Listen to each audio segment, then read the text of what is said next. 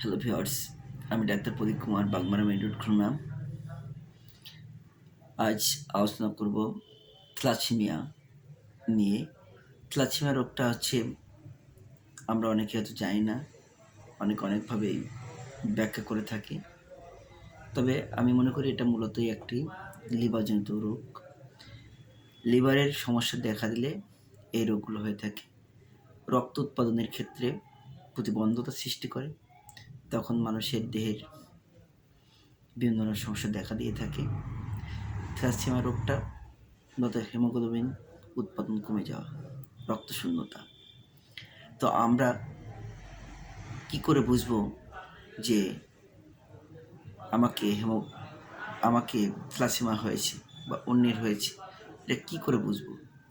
সেক্ষেত্রে আমরা কিছু লক্ষণ আইডেন্টি করব, যে মূলত তখন ক্লান্তিবোধ আসবে, খেতে ইচ্ছা করবে না, অলসতা, শুয়ে থাকতে বেশি পছন্দ হবে, আপনার মুখ ফ্যাকাশে হয়ে যাবে, প্রস্রাব গাঢ় হয়ে যাবে,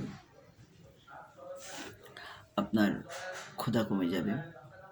এরকম যখন দেখবেন, তখন আপনি ঘুম কমে যাবে, তখন মনে করবেন যে আপনি অবশ্যই থ্যালাসেমিয়া রোগে ভুগছেন। আপনি দ্রুত কোনো একটি চিকিৎসকের শরণাপন্ন হবেন। তবে আমি মনে করি এটা হোমিওপ্যাথিতে সবচেয়ে বেটার ফল পাওয়া যায়। আমি দেখেছি, আমার কাছে অনেকে এসছেন, ডাক্তাররা পরামর্শ দিয়েছেন প্রতিনিয়ত রক্ত দিতে হবে, এছাড়া কোনো উপায় নেই।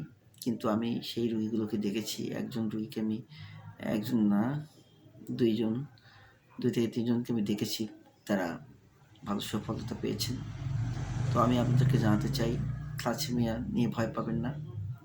যখন রক্ত উৎপাদন কমে যাবে, ডাক্তাররা সাজেস্ট করেছে যে অবশ্যই আপনাকে প্রতিনিয়ত রক্ত দিতে হবে। আপনি কদিন রক্ত দেবেন? আপনারা নিকটস্থ কোনো হোমিও চিকিৎসকের কাছে যাবেন, দেখবেন, একটু সময় দিয়ে চিকিৎসা নেবেন, প্রথম থেকেই বুঝতে পারবেন। আর যদি কোনো চিকিৎসায় যদি না ফল পেয়ে থাকেন, প্লিজ আমার ঠিকানায় একটু যোগাযোগ করবেন, আমি আপনাদেরকে ওষুধের কথা বলে দেবো। আশা করি আপনারা ভালো থাকবেন, ভালো হয়ে যাবেন। থ্যালাসেমিয়া রোগ একটি মারণ ব্যাধি, একটা পর্যায়ে রোগী মৃত্যুর পথে ঢলে পড়ে। আমি আশা করি যদি আপনারা পারফেক্ট টাইমে হোমিও চিকিৎসা নিয়ে থাকেন, তাহলে অবশ্যই ভালো ফল পাবেন। তো আশা করি আপনারা ভালো থাকবেন, সুস্বাস্থ্য থাকবেন, সুন্দর থাকবেন, এই শুভকামনা শেষ করছি। ধন্যবাদ সকলকে।